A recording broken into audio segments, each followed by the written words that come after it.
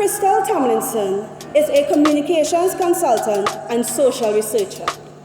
A firm believer in goal setting and self-management, she has declared this year, 2017, on purpose, a year of goal digging and soul fulfillment. While a student at the University of the West Indies, Krystal served as social sciences representative and vice president of services and special projects on the Guild of Students. She was a world university debater and was ranked the #1 public speaker in the world 2012 by the World Universities Debate Championships. This blue-blooded Taylorite is the recipient of the UWI Premier Award for Leadership 2012 and the UWI Premier Award for Culture 2011. In 2012, she was ranked Best Youth Parliamentarian at the 9th sitting of the Commonwealth Youth Parliament. With a Bachelor of Science in International Relations, Political Science and African Diaspora Studies, Krystal is completing a Master of Science in Natural Resource Management, specializing in integrated urban and rural environment management. She holds certification from Australia's Curtin University in Reputation Management in a Digital World. This 26-year-old is a former Miss Jamaica Festival Queen and National Youth Ambassador for Vision 2030 Jamaica. Krystal is the founder of the $5 Forum to counsel and upskill young women in self-management techniques. She is currently employed as Communications and Engagement Manager at Digital Foundation and television presenter for Television Jamaica's Entertainment Prime and Nyamings, a Jamaica cooking and travel log show. Ladies and gentlemen, please join me in welcoming Ms. Krystal Amoy Tomlinson.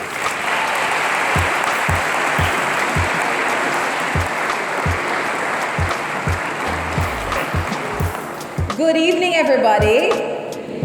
You ever make yourself nervous yet?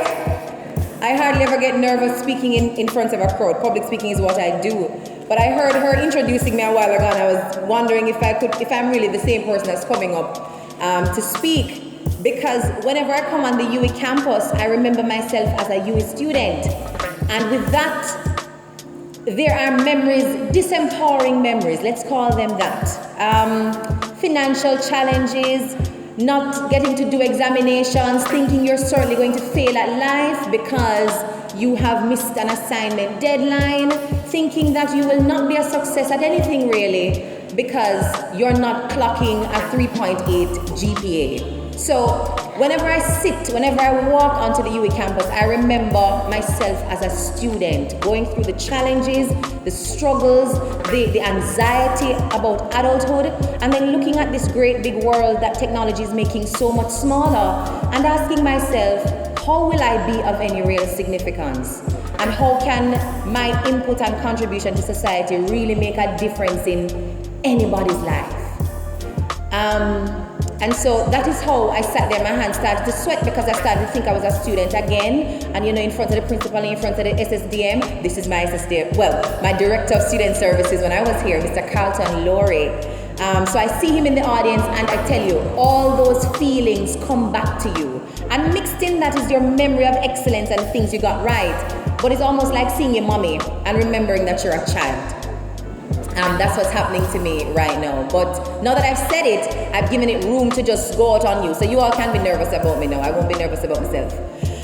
So good evening to everybody again. And thank you so very much to the Office for Student Services and Development who invited me to speak today. I consider it the highest honor whenever I get a chance to speak to young people, and even greater when it's University of the West Indies students. Congratulations to each of you who are in this auditorium right now, whose names are on the list inside this booklet, because it means that you have chosen to excel in a time when mediocrity looks good.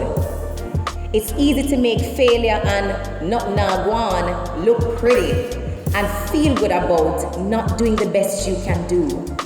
So it means that you have chosen a different path, a quite unpopular one for some of you, particularly those of you who are getting 4.0 GPAs. It must take sacrifice and a distinct measure of commitment to academic excellence to get those grades. The fact that you have gotten it is really one step in the journey. The real challenge now is to maintain it. I happened to see something on Instagram last week that said, it's not about making it, it's about maintaining it. That is where the real challenge is. And as you sit here to receive awards for the excellence, for making it, I don't want you to rest on your laurels because you think you're rich and it's done. There is so much more to do because life after UA is the real hard life. The world outside of the University of the West Indies Mona campus is the real world. And there are thousands of young people like yourself with real talent, real dreams and imagination, and they're willing to be diligent about their work. So you can't afford to lose your diligence and whatever good habits have gotten you to the point that you're at now. It is your beginning, and it is a beautiful beginning for you. So stand proudly in that, and don't make nobody water it down. Don't make nobody tell you it's not really a big deal right now because of all the other things that you can do. In the now and in the present, you have done something worth celebrating. So tweet about it, post online, write a blog, call your auntie in New Jersey or in Canada and let them know that you have done something recognized as excellent on a campus of over 15,000 students. So give yourselves a round of applause for that. You're a big deal this evening. And we live in a society that would give you headlines about all the things that go wrong in our communities and on our campuses and in our countries. I don't know if there's a member of the media here to cover the sort of excellence that we're celebrating from university students who get cussing all the time. And it's not rare that we see the university lambasted for not doing things for student development. So when moments come when something is done right, it is important that you make a lot of noise about it, so people know what is good and right and just on the campus, but also in our country. It is a beautiful moment for you. Now, I am inspired by a young man. He's in the audience, and if I ask him to stand, he's going to be very upset at me when the event is over. The young man is 14 years old, and in first form, said young man was at St. George's College. He's still there. And he was not doing badly in school. He was not excelling really, but he was not doing badly. I think he ended the school year with a 70-something average, which is pretty average because to get on the honor roll at St. George's, you have to be at about 80%. And to get any award, you have to be about in the 80 to 85 and then up on to the 90s and so on. And I had a conversation with him and I said, you know, all the comments I see from your teacher tell me that they see potential in you and they see your ability. But somehow you're not converting that potential, that talent, that brightness that people see into excellence. And what I recognized over a period of time is that the difference between the people who are in this room is not really the talent that you have and your brightness and your smartness. It's about your ability to convert that into excellence, to apply the work ethic, the sort of diligence and tenacity that allows your talent to mean something. So let's draw on an example that everybody can appreciate. Asafa Powell was always fast, and we understood him to be the fastest thing out of Jamaica ever for a while. Usain Bolt was always talented enough to be as fast or faster than Asafa Powell. Now, had Usain Bolt said to himself, my talent can get me as far as I need to go, because at least I'm going to run in the top 3, we wouldn't be celebrating his excellence. And as far as I'm concerned, man of the century sorts of achievements that we're celebrating now. Because he saw his talent, and he understood if that talent was going to mean something at a world-class level, he would have had to put the work ethic, the tenacity and the diligence into training. So he could not only be an excellent runner in Jamaica, but the best runner in the world. And so a lot of us are at a place where our talent is enough. We can walk our way around anything without really trying. We can talk our ways in and out of opportunities if we decide to do so. But we have not yet decided to apply the sort of work ethic to turn the talent, sort of like when you turn an engine. By itself, it is latent. The car can do what the car can do. But unless you turn that engine on and fill that tank up with the sort of gas that it needs, it doesn't perform at its optimal. And that's what I want all of you to consider. The opportunity you have here is to allow your talent to glide you through life, and you'll get a few pats on the back while you traverse the landscape, or to decide to turn over that engine and use that potential in a far more deliberate way to deliver excellent outcomes for your life. Because as small as the world is getting and as many people as there are living on this earth, very few people choose to be excellent. Being good enough, working a steady job, getting the bills paid on time, not getting put out because you haven't paid the rent is just enough for some people to say they've lived a full, meaningful, and purpose-driven life. It doesn't mean they don't have standards, and it doesn't mean they aren't doing something good. But were they ever to really stop and try to elevate those standards and try to live a life defined by excellence and high achievement consistently, we would be celebrating much more good in this country than we currently are. Because we have not yet applied that principle of diligence and hard work at everything we do so that we can live in excellence, and excellence doesn't become an anomaly, something that you stop to recognize. What we've heard very, very often, I'm an Excellencian, and so it was the motto on my blog. Excellence is not an act. It is a, I don't know, you don't know that phrase? My heart hurting me. Let me go again. Excellence is not an act, it is a habit. It is a habit.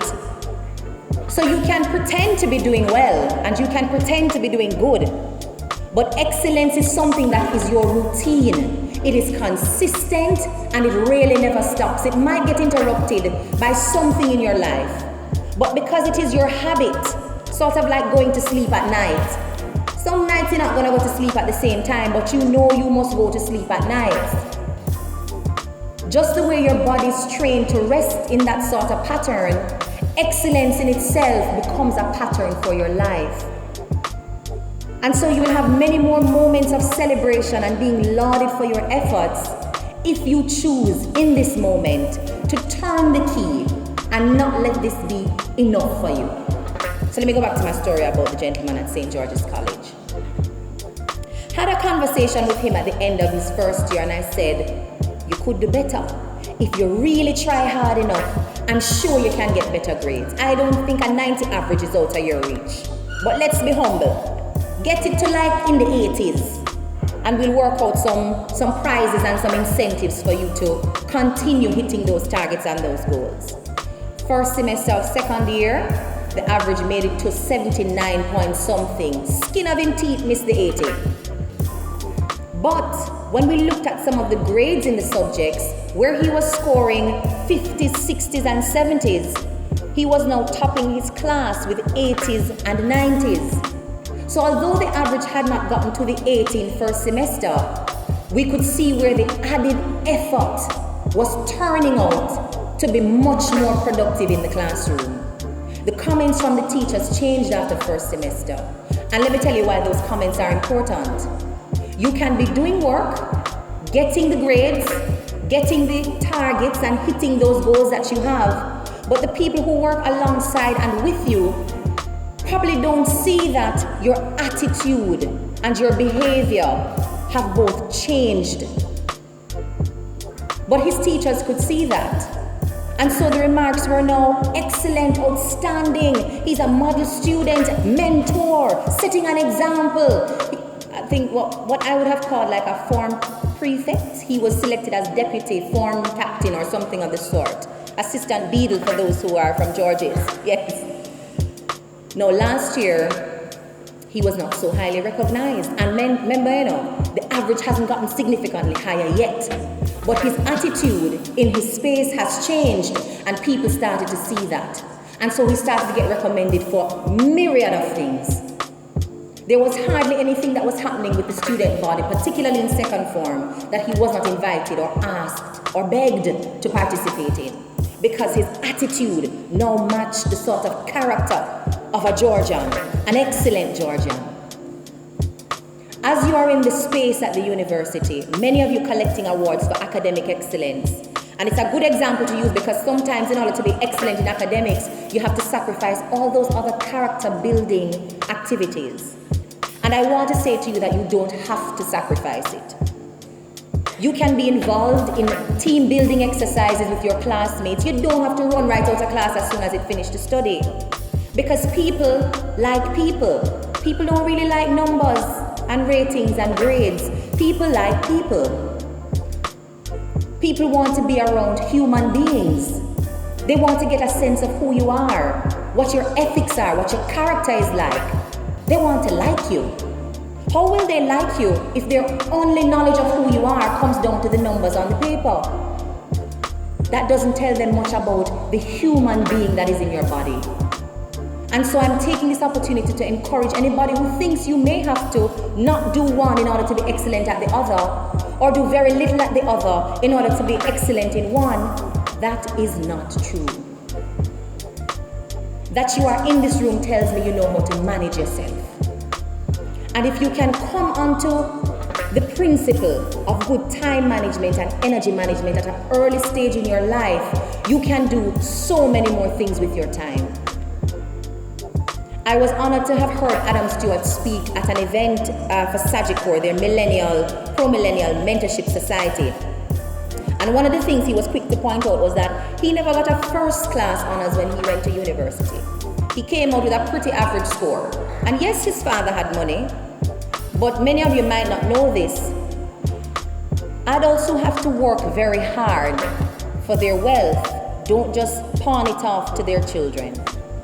The children have to work back for it. People who are from old money, centuries are back there, and it's steel money and oil money and this money. It comes a little bit easier for the children because the money is part of the legacy of the last name. But Butch Stewart would have had to work very hard for his money and his empire. And so Adam had to do the same thing. And he shared that despite not having excellent grades, he developed excellent work ethic at a young age. Himself, his siblings worked in the company, and he joked about it being akin to child labor at the time. But he learned what he was supposed to learn at the time that he was in it. And so despite not having stellar grades, he didn't miss an opportunity to be an excellent leader, an excellent strategist and marketer. So that now I think he's the CEO of Sandals Group, and he's also the chairman of the Sandals Foundation. And he's the CEO of Island Roots. It's a travel, I might not get the name correct, but look up Island Roots. I think I'm close to it. So don't excuse poor performance, don't excuse mediocrity by saying you did not have the opportunity to be excellent because you were busy with school or you were busy with any other responsibility in your life. Every human being has responsibilities. There are so many other things that we could be doing than what we're doing now. But it depends on your ability and your decision to prioritize. And once you have your priorities straight, you will measure out your time to meet those priorities as time goes by.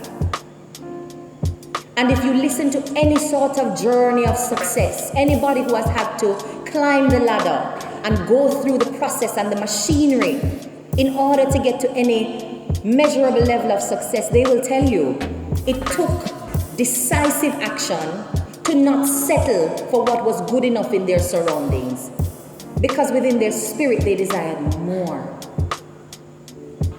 And they'll also tell you that they weren't exceptionally bright or talented either.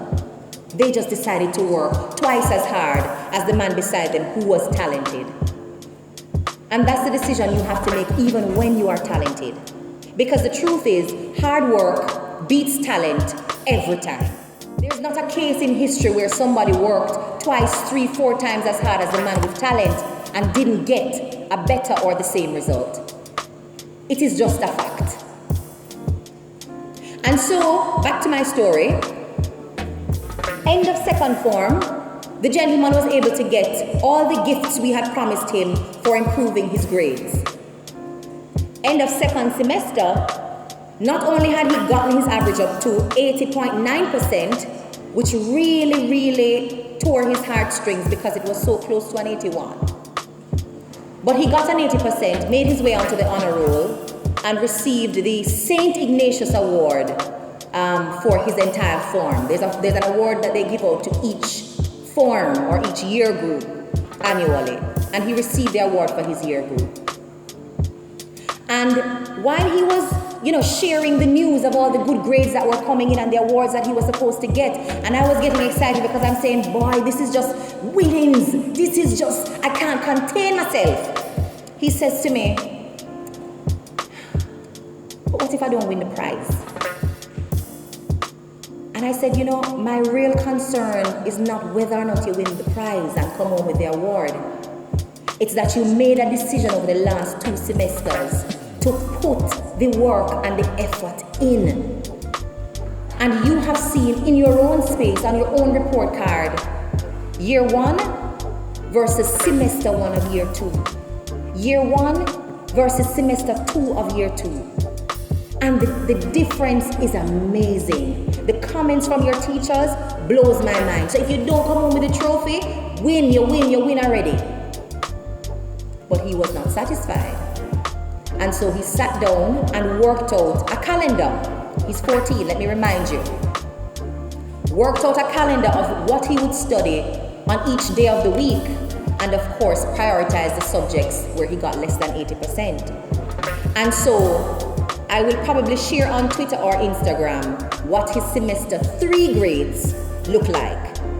Because as much as he has now made it onto the honor roll and received the trophy and all the praise from the teachers, his standard for his life, his standard for himself as a student is much higher than whatever we will give to him as praise.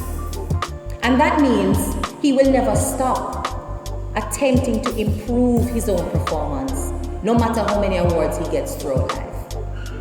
And for him to have that sort of mindset at age 14 tells me that he might well be a billionaire by age 26.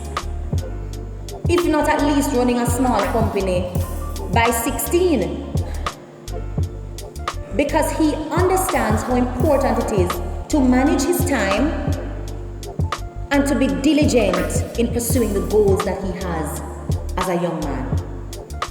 How many of us are so bold? How many of us are so organized? How many of us are so clear on what we want to do that we plan our lives around achieving those goals? That we make the sacrifice of time, the input of energy, and the quality of work ethic to get those sorts of results as adults who now have to pay to come to school, who now have taxes to look at, who now have to get jobs to cover bills. Your life demands that you organize it now, but are you organizing it? Who are you depending on to get it organized in such a way that excellence becomes a habit for you and not something you have to sacrifice and strain to do on a daily basis? Who will get you into that routine of excellence, if not you? So you're in that habit loop, as they call it. You're in the loop because you must have done something right to get into the room. But how do you maintain it and remain consistent in that loop, that habit of excellence? It is going to require some introspection and it will require some planning. But most importantly, you have to be committed to yourself and to your dreams. Not to mommy or daddy because they've given something for you to get here, but to you because you're expending your most valuable asset, your most valuable resource, and that is your time. You will not get it back. So since you're going to be spending the time anyway, every day, Why not make your time an investment so that it reaps rewards that are excellent and worthy of celebration no matter where in the world you go? It is a question for you to answer. It is a choice that you have to make. And it is a commitment that requires your honest, very, very honest, purposeful drive to see to it that you achieve those goals. I wish for you the very best as you move into the next academic year. And for those of you who are leaving the campus, fear not. If you don't think you're ready yet, sometimes the best way to get ready is to get going. And the minute you end up in the real world to test your real character and your work ethic is when you're going to find some gaps, but also the opportunities to improve your performance. People give up when they do not see their potential. They do not see the opportunity in the new day. And I hope that this generation of young people don't think we reach and we bust yet, because people are on the moon and the internet takes you to Afghanistan and you have cable. There is so many more things for us now as innovators in this generation to achieve and give to generations to come. But you have to choose it, because people don't buck up on the sort of physics that get you to the moon. It is diligence and tenacity. May that be your mantra. And as I wish for everybody this year, may you find your purpose and choose to live in it as you go through 2017. Thank you.